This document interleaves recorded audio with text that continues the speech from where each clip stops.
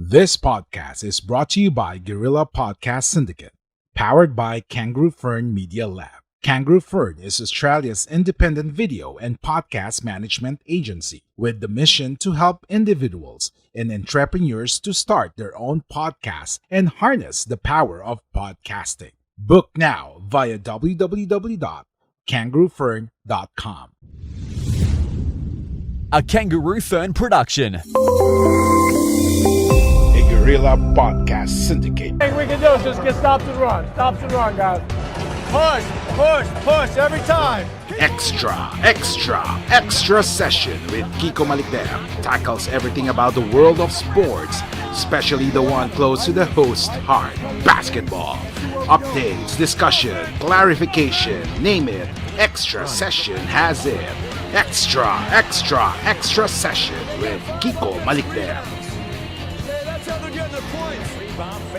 Okay, good day, ladies and gentlemen, and welcome to another episode of Extra Session with Kiko Malikdem here in Guerrilla Podcast Syndicate, Philippines. And as always, every episode is special as we talk to the different kind of personalities that became part of Philippine basketball.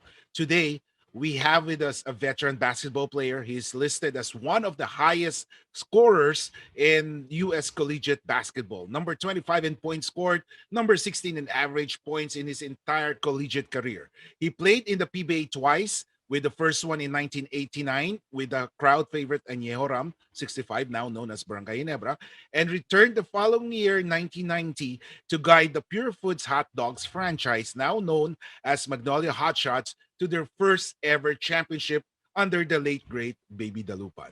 Without further ado, the high scoring, shot blocking, high leaping, slam dunker, Daren Queenan. Hey, thanks for having me. I mean, that's a nice intro. Yeah, which is true, you know. Okay, so good day, Daren. I'm very happy to have you in our show. You know, it's been I don't know how many years. How are you doing, especially with this pandemic going on? Oh, I've been doing great with the pandemic, COVID-19.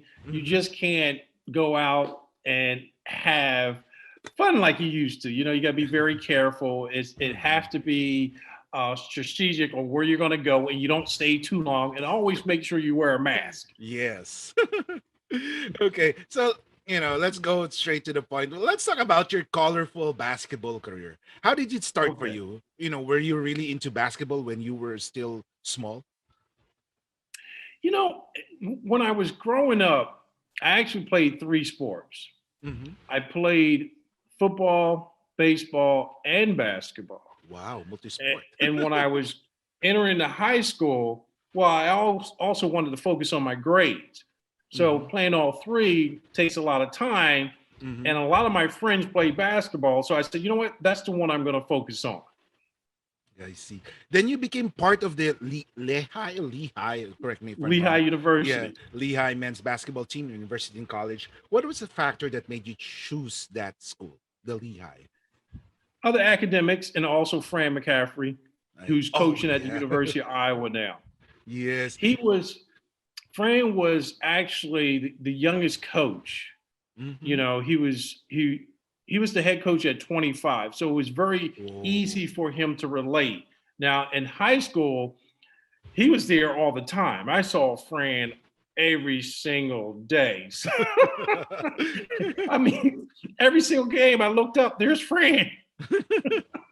Yeah, I mean he vouched for you, you know. I mean, reading all the news articles before, you know, he really liked you, and that's why probably one of the reasons why he got you, and you committed to Lehigh. Well, and I tell you a story because he really did believe in me. So we were playing a game, and it was Ryder. And I think I shot the ball like twice, but I made like both shots. So they took me out the game, and I looked at the coach, and it kind of looked disappointed. So I'm trying to figure out, what did I do wrong? Was it bad defense? Am I not grabbing enough rebounds? And 2 minutes passed. So he comes down, he goes, you know why I took you out the game, right? I said, to be honest with you, no, I don't, coach. He says, I didn't bring you here to pass the ball. I was like, oh, that's why. That's why you sat me down. You call a timeout to tell me? Wow, that's great. That's a funny story. So ever since then, no, the ball straight to the hoop. Right. Ever since then, I didn't have a problem. You told me. Yeah. Did you ever imagine that after college, your college career, that you would go on to make your mark in scoring and became part of NCAA history? To be honest with you, no, Mm. I didn't, because I was a high school center. But my junior year, I played on the wing. So I had a lot of teams like Villanova, Temple. They came out to watch me. A lot of local teams, and it was Lehigh, and there was a lot of Ivy League schools because I was pretty good with my schoolwork. It was who was the Ivy, like Brown. I know Brown was one, and Dartmouth. Okay, so my senior year in high school, that's when I played center, and a lot of the top Division I schools, they actually start pulling away because they couldn't measure my progression. Like, he's playing center, but can he really play on the outside? Whereas Fran was like, hey, he's a great athlete. I'm gonna take him regardless. So I never imagined myself even being in a position to make money playing basketball until really my junior year. I see. My Now, junior year, my sophomore year. And I tell you the reason my sophomore year, because we actually played the University of Iowa. And it was a guy named Roy Marble, and he was like a projected first rounder. Matter of fact, he was a first rounder. He was like the 16th pick overall. And I'm like, wait a minute, I just scored 29 against this person. So maybe I can do a little bit of something. But it wasn't in the forefront of my mind at all until, like I said, really my junior year. I see. Now, you were, like what I said, you were a decorated high scorer in college. However, things, didn't go as you wanted, and you were left as undrafted in the NBA draft. Did this put you down, or did this motivate you to be better? Well, I was always what I would say overlooked. So the motivation was always there. And yes, of course, if you don't get picked, it does motivate you. You're driven to prove people wrong. So that made me concentrate even on my jump shot, to get my jump shot better. Because I was already a great athlete. I needed to work on my ball handling a little bit, but I wanted to become a deadly jump shooter. I see. And then you played in the CBA, Continental Basketball Association, and even won the slam dunk contest. How was the competition back there? Did it hone you to become a better player after college, or what are the things that you learned new that you didn't expect or didn't learn in college? Well, for me, it actually freed things up for me where I could do more, because at Lehigh, I had a buddy. His name was Mike Palaha. He was the second leading scorer, but I was like the first leading scorer. So they always put the best defensive player on me. So I always got the attention. Whereas I went to the next level, you had better athletes, you had better scorers. They couldn't just focus on me. So it gave me more room to be a better scorer. And like my first year in the CBA, I averaged 24.7, and I even shot like 39% from the three. So it really freed things up for me. I see. And then you were exposed to the Philippine basketball when you became the import of Anejo Rhum. How did you come over to the Philippines? Who brought you here? Well, there was a Filipino Asian, and I think he was like a liaison. He must have worked with maybe several teams in the Philippines, and he was like the eye in the U.S. And I first got a call from I forget his name. It's so long Yeah, ago. it's okay. It's okay. But I got a call from him, and and I Mhm. told him, well, here's my agent. Talk to my agent, and I actually Mhm. met the gentleman too because he was Mhm. right there in the Lehigh Valley Mhm. where I went to school. So I met him, and that's how I first heard of. That's how I first heard of the Philippines, and also the basketball there. And I Mhm. said, okay, well, this might be a great opportunity for me. And I went. Now the thing with Anejo, it was the first time I actually played professional overseas, Mhm. so I had a lot to Mhm. learn. Yes. And then as we are looking on your pictures of the yesteryears, uh, your coach in Añejo was the former Senator Robert Jaworski. Oh yeah. How was it playing for Coach Bobby or Coach Big J? I tell you what, he treated me extremely well. I Mhm. mean, he was like a superstar down there. I was like, man, I thought I was a star. He got Yeah.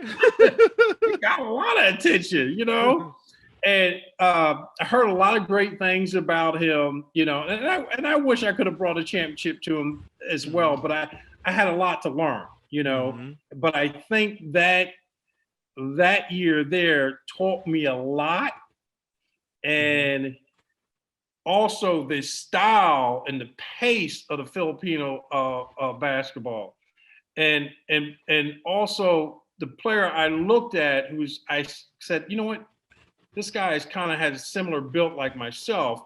I Mhm. need to play at his level. Let me study and see what he does. And it was the great Bobby Parks.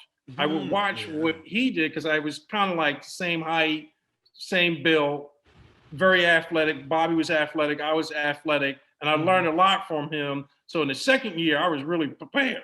Yes. Now, like what you said, the question was supposed to, you failed to bring Ginebra or Añejo to the next round. Although you were racking up on the scoring, scoring parade, your team fell short.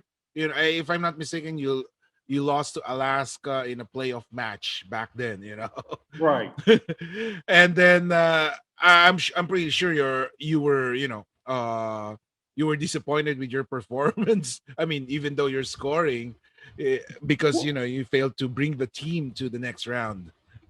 and that's the key. I mean, the number one thing is the team accomplishments. Mm-hmm. You're looking for your team to win the championship. That's the number one goal, or it should be the number one goal of all players. You know, Yeah.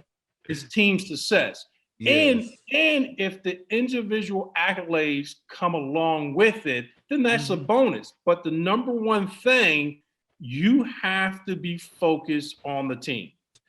And now after this the said season, you found yourself back in the PBA the following year. This Yeah, time under Purefoods Hot Dogs. How were they correct. able to snag you away from the popular team in Yale? Well, my agent said he believes it would be a better fit. He Mm-hmm. said they got a great coach there. Mm-hmm. They have a great foundation of players because he heard about like Alvin. He said, I believe what I heard from Mm-hmm. my agent was they have the best player, which they said was Alvin. Mm-hmm. And then do you recall, aside from Alvin, do you remember any of your teammates? Like one or two Oh, more oh, names? yeah, oh yeah, JoJo. JoJo was a smooth guard. Mm-hmm. I like JoJo. Smooth guard would hit big shots during a game. Let me go back to Alvin because to me, just me, and I hope Yeah. my teammates don't get upset with me. Mm-hmm. Alvin was the best player. Mm-hmm. Now, not the most athletic, okay, and I'm going to give you an athletic player in just a moment, but Mm-hmm. in terms of his knowledge of the game, Mm-hmm. uh, Alvin had a very high IQ. Mm-hmm. Uh, he also was clutch as well. JoJo was Yes. clutch, but Alvin was clutch. Alvin really was high pace throughout the game. He was Mm-hmm. always noticeable from the beginning of the game to the end of the game. Mhm. Okay. And then the other player who I thought was the best athlete was Nelson. You Mhm. know, Nelson was very quiet though. He was very because Nelson would dunk, because if I dunk, I was excited. You know, Nelson would dunk. He might crack a smile for you. He just might crack a smile. So Nelson, and he was strong too. Nelson was really strong body. So those, of course, all the players, even the ones who don't get the time and the recognition when it Mhm. comes to winning a championship, they also contribute. So I don't want anybody. I'm just telling you Yes. from my perspective. I'm just giving you the three Mhm. that kind of stood out. Yeah, yeah. Now, you also played, when you played for Pure Foods, you played with the multi-titled Baby Dalupan, who at the time was the most winningest coach in PBA history. How was it Oh yeah. playing for Coach Baby?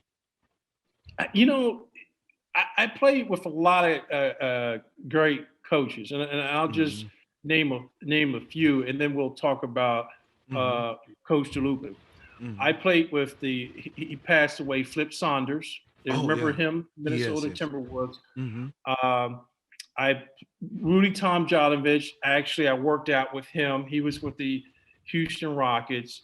Mhm. Um, my old high school coach, Fran, who I think is great as well. But I'm going to tell you one thing about Coach DeLupa. Mhm. I think he was right there.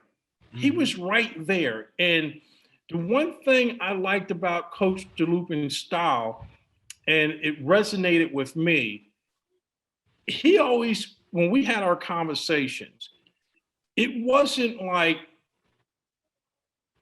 scolding a child. He was like, Daren, you didn't get enough rebounds, you didn't get enough points, you didn't clog the middle, you didn't get a block shots. It was Daren. You did pretty good tonight, but you know what? You got the ability to do more. And I Yeah. think you can do A, B, and C. So it was like he believed in me. He was like, oh, I believe in you. You're a good player. Mhm. But I believe you have a higher plateau. Yes. So he actually, this is me personally with Coach Du. I just thought that resonated with me, and I think his mentorship helped us get to that championship level. Mhm. How was it hard, playing as an import in the Philippines compared to, other countries? Well, I can tell you this: the Philippines is a shorter season, Mhm. and they would play more games. Like over Europe, you might play. They might have the Euro Cup, but once the Euro Cup's done, you play like one game a week. Mhm. You play one game a week, and it's for like 10 months. Oh. And they stretch it out for 10 months. So it's less wear and tear on your body. Even Mhm. though you can do it those 3 months, 3.5 months, and then Mhm. you have time to rest. But like if you're Filipino, then you got to go to. I remember they had like the all Filipino. You don't got too much time to rest. So The that's one tournament ended, for example, last week of March, then they will begin the next conference the first week of April. that's what I'm saying, and that's a lot of wear and tear on the body. But Mhm. you just got to be mentally tough. But I can say this.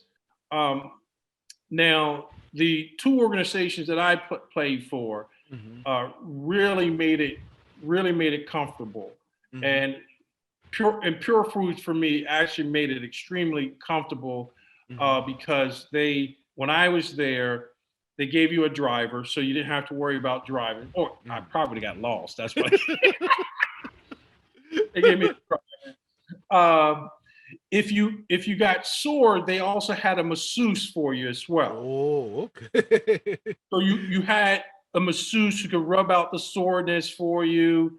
So they Mhm. they they really took good care of your body, Mhm. Mhm. So they did a good job. So you was able to, once you had a game, it was tough. you play game, it's tiring, you know. But Yes. you could bounce back. But I tell you, I don't know if they still play there, but it was called the Ultra. Ultra, yeah. What I played. That's what they played. The atmosphere was great. I mean, I can say that. It was like all the teams played in that one place, and it was packed. I was like, okay, this is nice.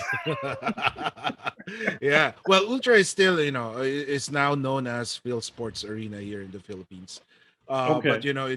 it's being, collegiate and international games are being held there.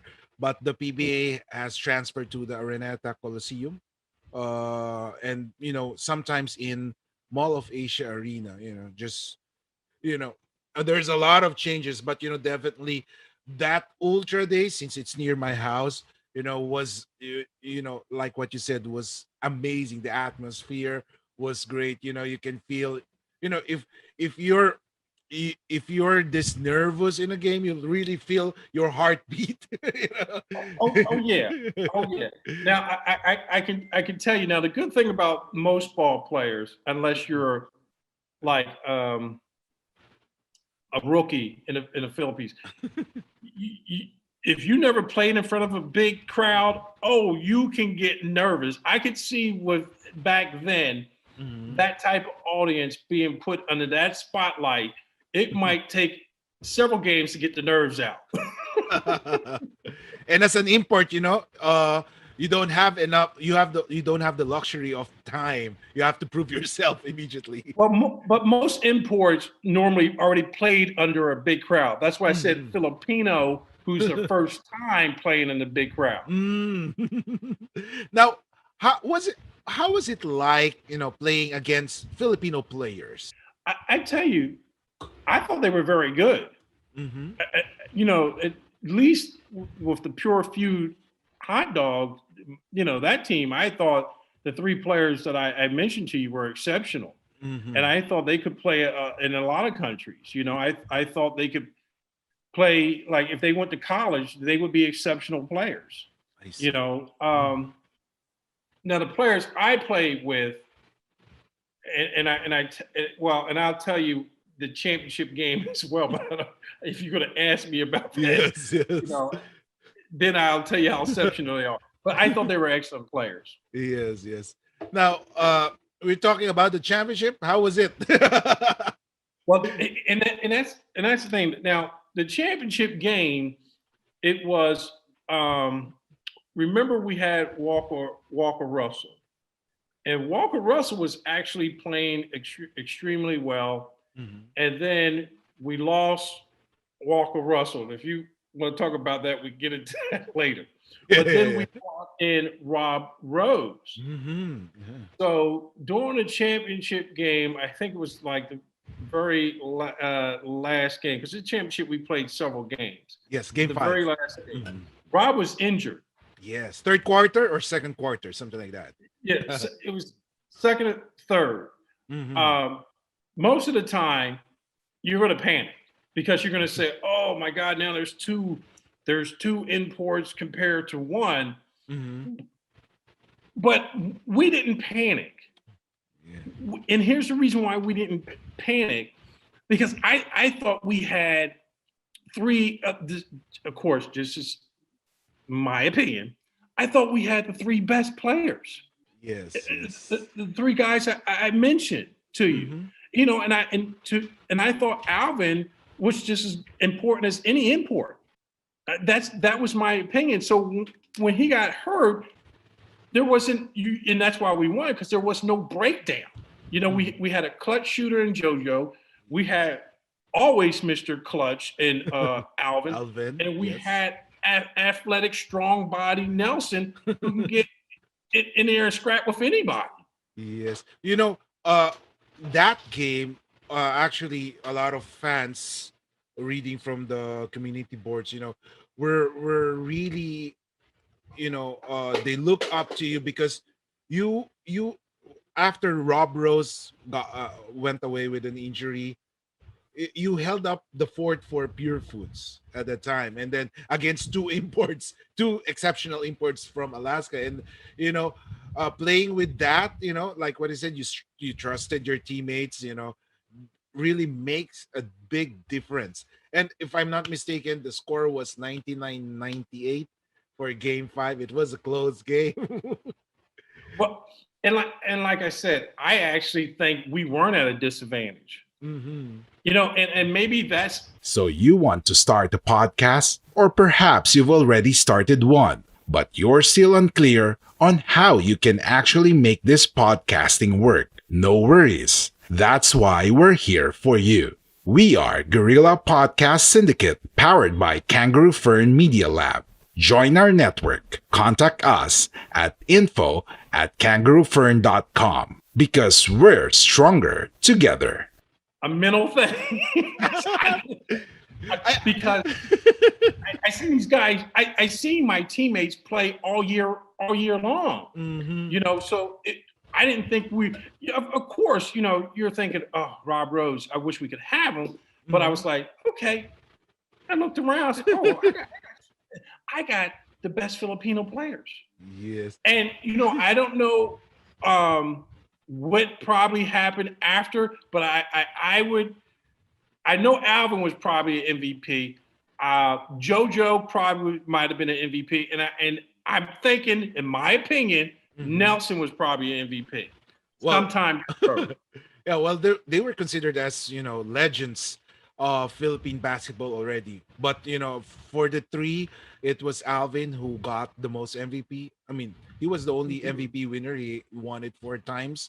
But Nelson and JoJo also figure out in that MVP race in the next few years, after they parted ways. Yes. Now, I could still remember in game 5, it was a wild sequence when you were hit by one player that almost figured a free for all bench clearing incident that sparked the you still recall that?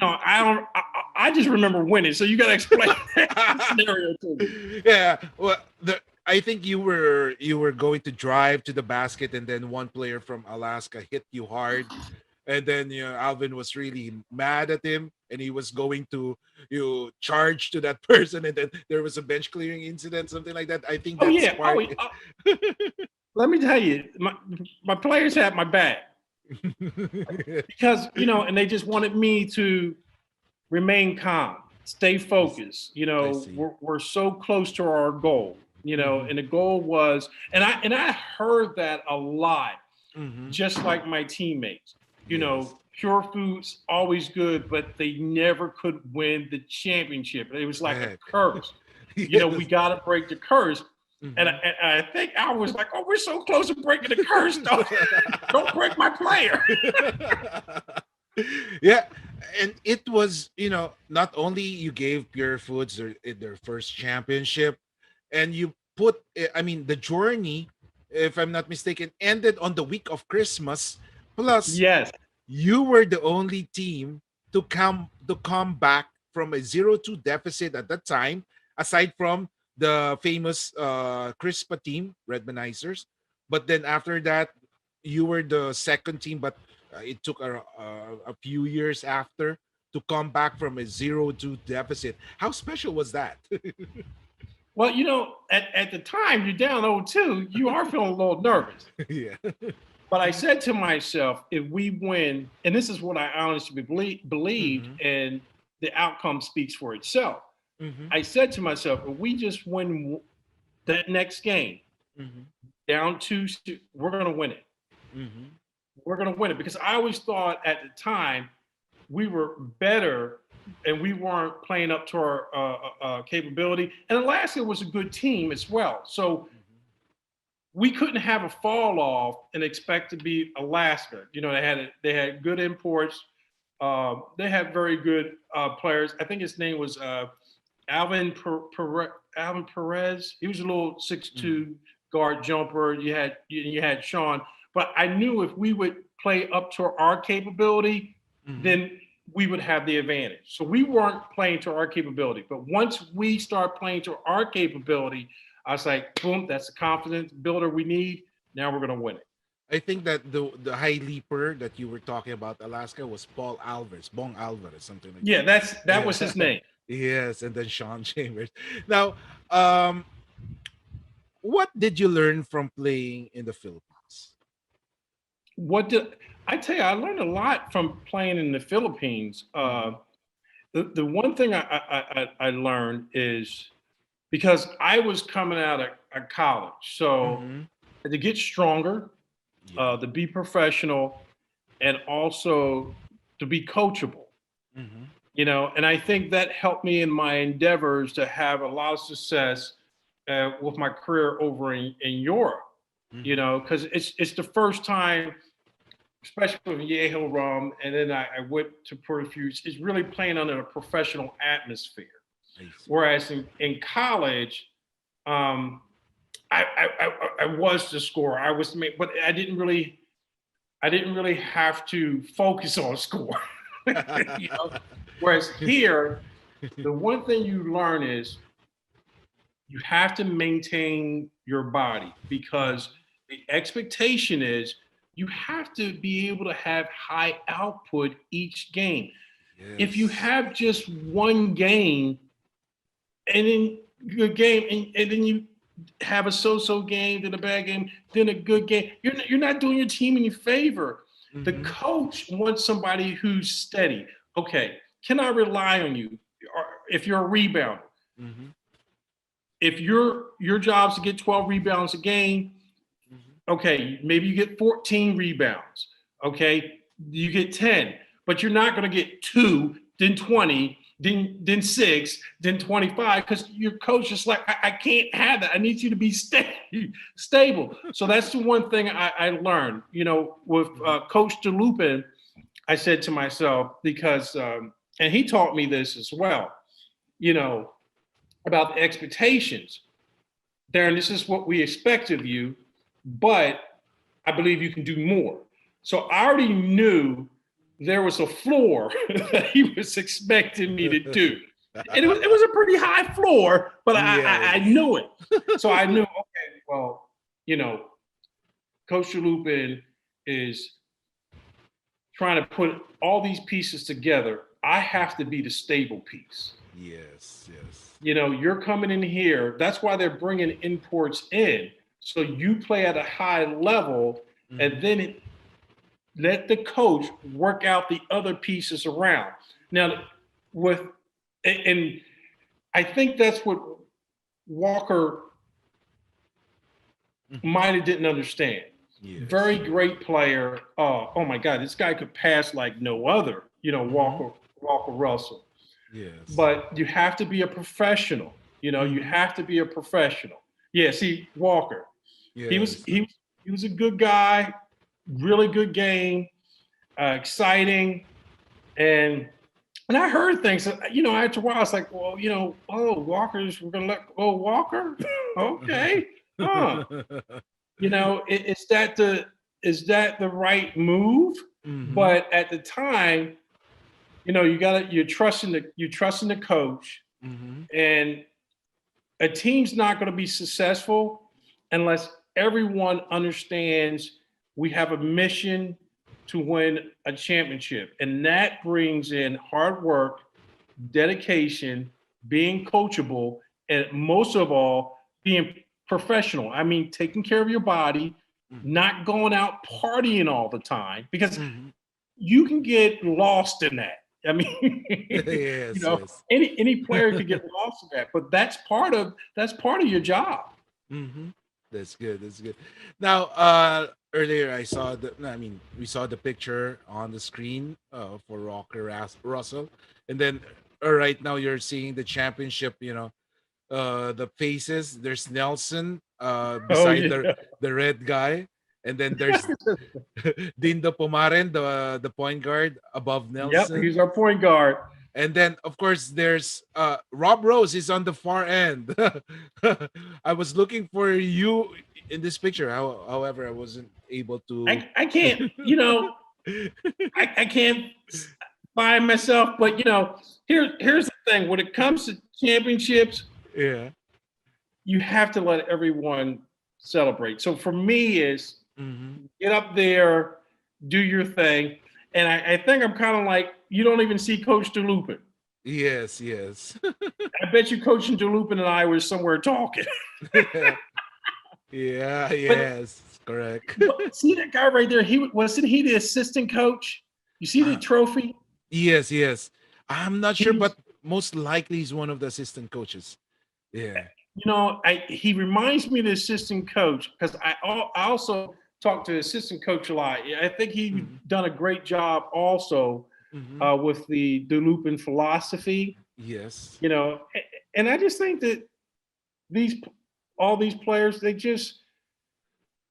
wanted to get that monkey off their back, because that's all I heard, the curse. And I think when Russell, because he was a great player, he was doing well. So, but I think when they start hearing things about maybe his nightly activities, they decided, okay, we can't jeopardize it because Walker Russell was a great import. But you have to follow what the captain of the ship says, and that was Coach Dalupan. Yes, correct. And by the way, these pictures were taken from various Facebook pages, such as the PBA all-time greats, the PBA 90s, 80s, and 90s pictures page, I and tell you, also, yeah, I mean, that brings back a lot of memories. yes, I was searching also for that when I look at the picture, man, I remember Daren Queenan. The 1993 conference, About this, And, this is the slam dunk contest. Can you tell us yeah. more about this? Well, We are Independent Podcast Network. We are Guerrilla Podcast Syndicate. Would you like to hear your brand while supporting quality podcasts? Contact us now at advertise@guerrillapodcastsyndicate.com.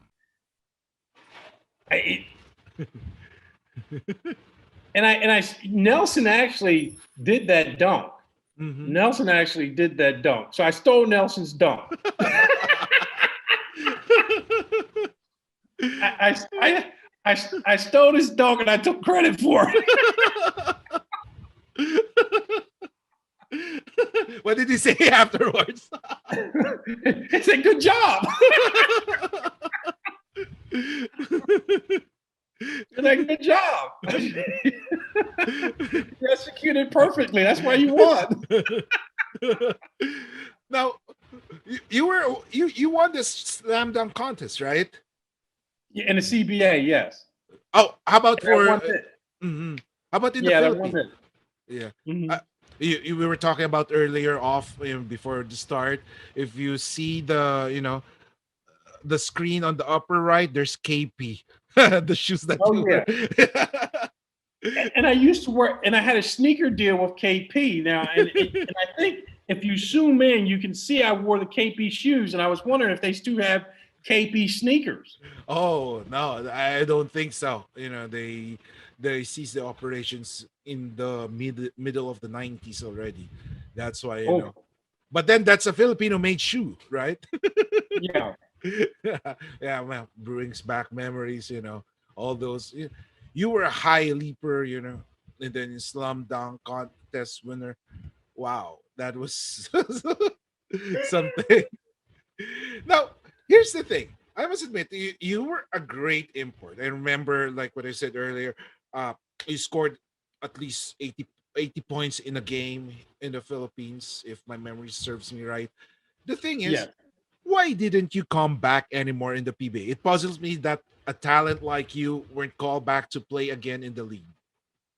Well, and here's what it boils down to. It really boils down to opportunities that goes to your agent. And your agent normally makes the calls. Now, I think what happened with me is once we won the championship, it really opened up a lot of opportunities for me, and especially over in Europe. And they actually offered me pretty good money. They offer, but I love my time in the Philippines. I just thought I thought it was great. I thought the people were great. And I give you a story. Like, for example, and this is besides basketball, because there's always a human touch Yes. to things as well. So I had a driver, and my driver, he had a gun, and he was supposed to protect me. So a lot of times I would like go in my house where they had like a little apartment for me. Mm-hmm. And I thought the driver would go home. And he was sitting like in the car. I was like, wait a minute. No, if you're not going home, you can stay in the apartment. Mm-hmm. Treat it like it's yours. Yes. And then I noticed, like, when I would go out to eat, he would stay outside. I said, listen, if you're taking care of me, I'm taking care of you. You come in, I pay for you to eat. So I would pay for him to eat. And my driver took real good care of me. And I remember one time, I even met his family, and I would buy his family food, and they love Kentucky Fried Chicken.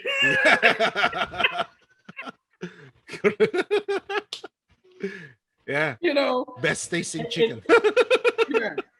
What got me, it was like he was real nervous, like when I offered it to him. He was like nervous, like, I'm like, no, it's okay. I'm telling you, it's okay. Because I think he was maybe worrying about not getting in trouble with the job. Yes, I was like, don't worry about that. I said, I talked to the president. The president and I are real cool. That's why Filipinos love you so much, Daren, for that. It's just sad that we weren't able to see you back then. Now, did you heard any news that were there other teams who tried to reach out to you to invite you to come back in the Philippines? And that's the funny thing. I never heard. I never heard. And so, and there might be teams who said, yeah, we reached out to your agent, but the process, your agent has to tell you, because normally they won't contact you personally. Like, teams won't normally contact an import personally unless he's been with that team for several years, perhaps. I see. Now, correct me if I'm wrong. You retired playing professional ball in 2002? Yes, 2002. Yes. What was the turning point or incident that made you say, hey, it's time for me to, stop playing? That was easy. Because when I was dunking, it started hurting. Oh, man. Wow, that was a good dunk, but I felt it. Were there any regrets in your part on how your basketball turned out, or were you satisfied already? Let me tell you, I was very satisfied. I was very satisfied. Like I always looked at things like stepping stones, life lessons. And I'll just give you an example. Okay. With Anejo Rhum, I saw myself as not meeting the team goal, but I didn't get down on myself. I said, okay, Daren, you didn't meet the team goal, but how can you improve in case you ever go back there? And I think that's what people need to take in life. You're not always going to accomplish everything right away. Now, did I give him my best? Yeah, I tried to give him my best, but I was a young guy trying to go against guys who are more experienced and maybe perhaps knew how to prepare, maybe knew a trick or two, maybe knew how the Filipino ref will call games, and that makes a difference too. Can you be a little aggressive with referee A compared to referee C so you don't get in foul trouble? So when I came back, I was just taking everything in. I was taking everything as sponge. And I tell you, Jaworski taught me a lot. He actually taught me a lot because I listened. He probably think I didn't listen, but I listened, and he might not like me to say this, but he's probably part of the reason why Purefoods won that championship.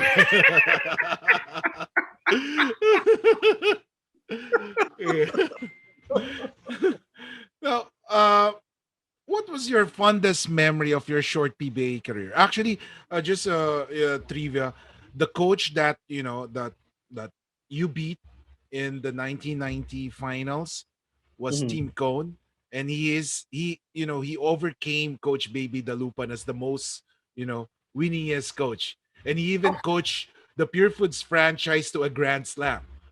Oh, good. Yeah, and now he's the head coach of the Ginebra team, the Anejo Rhum franchise. So, okay. So so you're all connected to this one. What was the this funnest one game? Yeah. What was the fondest memory of your short PBA career? For me, of course, it's easy. It's the championship. Mm-hmm. To me, and this is why I actually fell in love with basketball when I was a junior in high school, and I realized, I was like, wait a minute, you tell me this basketball can change the whole demeanor of a community? Mm-hmm. That's when I fell in love with it, because I like when everyone can celebrate. So for me, it was all the hard work, and then the last game, all the smiles. Because if you remember, we were 0-2. It was a lot of stress, but I didn't realize that myself, that I was like, wow, they really did have a monkey on their back. And it really came out. It was like, oh my God, we won. Because kind of like, what they said about Cleveland, like when LeBron won, Cleveland always losing, always lose. And that's kind of how it felt. I was like, oh, you know what? That made me real happy because everybody was happy. It was Christmas time. I was like, kids are going to get nice Christmas presents. Oh, yeah. Because of the bonuses. All the kids are going to get, whoever's kids associated with that team is going to get some nice Christmas presents. Yeah. Now, what was the biggest disappointment in your basketball career? Well, my biggest disappointment is I actually think I think I had a chance to make the NBA, but I think it was more based off monetary means, because I grew up, very, very humble. We weren't rich, but I remember Flip Sanders. He said, Daren, if you come back to the CBA, it was kind of like development league for the NBA. Mm-hmm. I believe you'll be one of the first guards to get called up. And then he went and became a coach. Yeah. But I said, Coach Sanders, I don't come from a rich family. I gotta take the guaranteed money. Mm-hmm. Yeah. So that it's I wouldn't call it a disappointment, because I still think I was fortunate. But I would say, if there was one thing you might have considered, okay, that I think that's a better word, because to me, if you play, now you might not have how things turn out, but if you compare how many people play professional basketball, you're very fortunate. You're very fortunate, because just think about it. Just to be the best player in your region, that's very difficult to do. Then to be, let's say, to make the starting team, that's very difficult to do. Yes, so yes. You're fortunate. But if I had one thing to consider, again, that might have been it. I see. Now, Do you have any children who is, somehow following your footsteps of being a ball player? No, I only produce girls. Oh, I see. But then there's WNBA, right? No, but my girl's a little prissy. Oh, okay. Oh, now I got cute girls. tall also, right? Well, they're about 5'7", 5'8". They're not that tall. Okay, just tall for a Filipina. Right, Now, right. in your own perspective, what were the difference of how the games are played before and how are the games played currently? Well, I can tell you, it's small ball, but the Mhm, players are a lot more skilled. And what I mean by a lot more skill is mhm, not necessarily the permanent player, but the interior players. mhm. Now the interior players are able to shoot 3-pointers, pass, push the fast break. So it's a speed game. Whereas when I grew up, you had Like what you hear so far? Make sure you never miss an episode by clicking on the subscribe button now. This podcast is possible by listeners like you. Thank you for your support. Now back to the show. you taped your ankles, you had high tops, and you got in the weight room because you had the bang for rebounds. Yes. Well, now they've got the lower shoes, like 3/4, because it's all about creating space. It's all about that burst of speed, getting out in a fast break. Um, so that's how the game has changed. It's kind of changed to a small ball, and your typical, remember your big 6'10", 6'9" power forwards. There are things there in the past, like how effective, just think about this. How effective, and I hope he doesn't listen to this, but how effective would a Rick Mahorn be in today's game? Well, he would be he would be like Draymond Green, wherein he would be the center, center for, and then his teammates would be more of a outside shooter. He would be more of a rebounder only.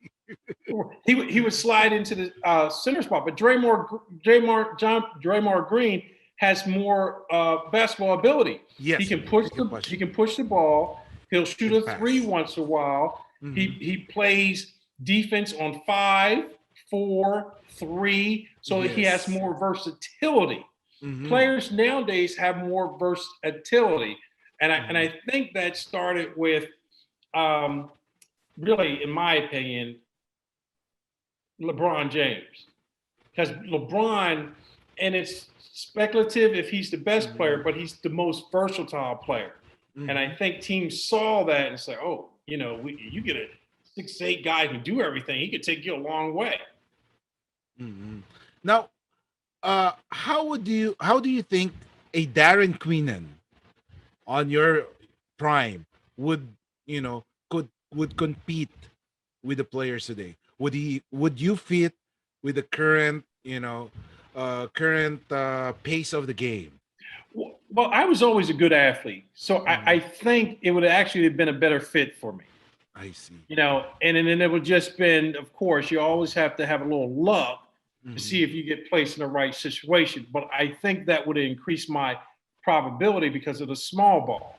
Mhm. Because see, with me, the biggest thing is, okay, now can he lead the break? Well, if you have 4 people in your power forward who can lead the break, you don't necessarily have to worry about if this guy can lead the break.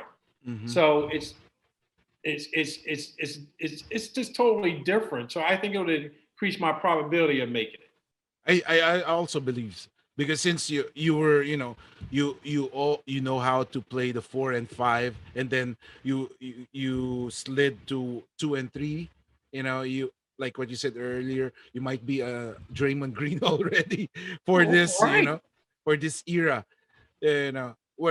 Well, those were the what ifs. Yeah, those are the what is. But you like You can dream, you can imagine, but a lot of times you just gotta be happy with what you would get. Anyway, what would you advise to someone who look up to you? Who idolizes you as I want to be a Daren Queenan. What would you advise that person? Well, here's what I would advise. Number one, I would say study your academics Mhm. because you're going to need something to fall back on once it's all done. And one thing Lehigh has prepared me was for a smooth transition into corporate America. So uh, study your academics. Uh, Mhm. Number two, I think I am the role model for players who didn't come out with a lot high accolades, Mhm. who weren't like a McDonald's All American. Yes. And a lot of times you might not be the best player, but if you continue to work hard, take each win in stride, build in steps, build in steps. And one other thing I would say also is for fathers to get more involved with their kids, okay, especially the male, because who whose voice do they respect the most? Their father. So when they do have setbacks, don't ever call it setbacks, but the father has to be there to walk them through it emotionally. Say, okay, you're not here right now, but you can build here. Look at this player, look at that player. It was continuously hard work. Make sure you're coachable. And here's one thing you can always exert. Here's one thing any player can always do: play with a lot of energy. If you don't have skill, at the time, you can always play with a lot of energy. There's no excuse for that. That is just getting enough rest, taking care of your body, and bringing a high level of energy to the game. I see. Now, what I mean, any message to your family, your supporters, and of course the PBA fans? Like I said, I actually had a wonderful time. The people there were great, and I actually remember it like it was yesterday, So, and I just want to thank everybody who was a Yeho and a Pure Foods fan who rooted me on. Probably Yeho was a little disappointed, but Mhm. Pure Foods was happy. But You can't have it all. yeah, but whoever rooted me on, I appreciate it. And you know what? And I just like to thank them for giving me the opportunity to always be known as one of the imports to help Pure Foods win its first championship. That's something that could never be taken away from you. You don't have to worry about stats. That's the best stat. Oh, by the way, for the benefit of those, who's keeping tabs with, with the former imports, what kept you busy, after your basketball career? Well, I've been in the financial industry, and Okay. and so, and here's one thing: it's called financial literacy. A lot of ball players, and that's why I was talking about Billy Ray Bates. Mm-hmm. They make a lot of money, but they don't know how to manage their money. And a Correct. lot of them make a mistake because they like agents manage your money, but they don't have the expertise in managing money, or some investments that they hand off to someone else. Mm-hmm. Let your agent negotiate your contracts, but learn how to manage your own money. So that was one thing that really stood out for me. And I give you I give you a story, and I'm going to make it short. Mm-hmm. So I was playing in Spain. I was playing in Spain. It was a team called Badalona. It was right next to Barcelona, Okay. and we were on the bus. And I was paying my bills on my computer.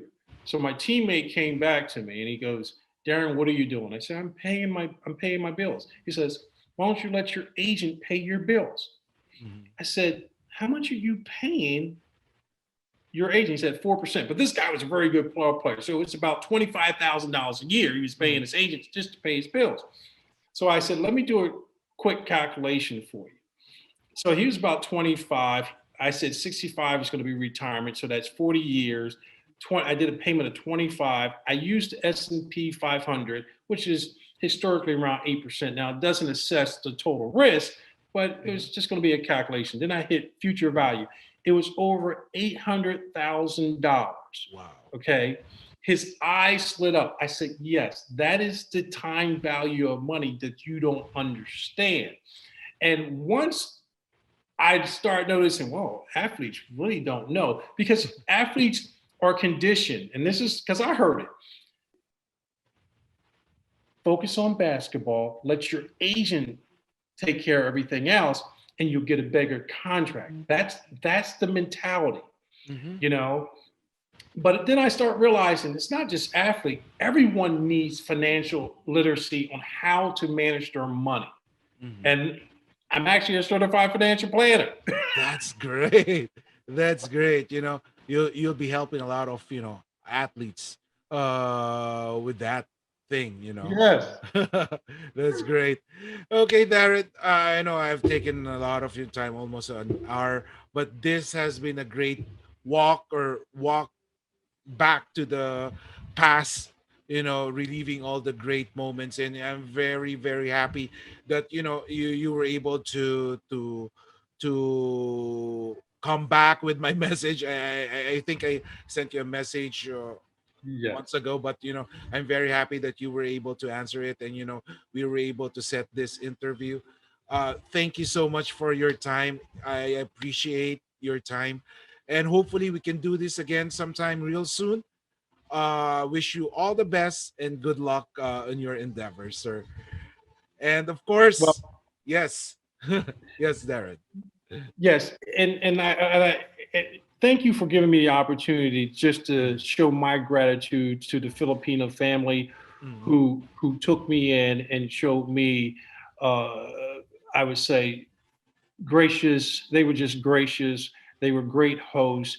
They really took care of me. I would advise any import who goes there, and as long as you have your mind right, you're going to have a wonderful experience. And yes, let's definitely stay in touch. I really appreciate you giving me this opportunity. Okay, so that wraps up another episode of Extra Session this week. I would like to say, like I said earlier, thank our guest Daren Queenan. Thank you for spending the time. It was a great honor indeed for you to have in our podcast. And this has been Kiko Malikdem, and in behalf of the Guerrilla Podcast Syndicate Philippines, games are always exciting if there is extra session. Thank you for listening. Make sure to visit our website at www.guerrillapodcastsyndicate.com, where you can subscribe to the show in Apple Podcasts, Google Podcasts, Spotify, Stitcher, or via RSS, so you'll never miss a show. While you're at it, if you found value in this show, rate and review this podcast and share it with your friends. You can also join the conversation with Guerrillas RV on Facebook, Twitter, and Instagram. Please consider on making a donation to help us keep making the podcast you love. If you have any questions, feel free to reach out to us.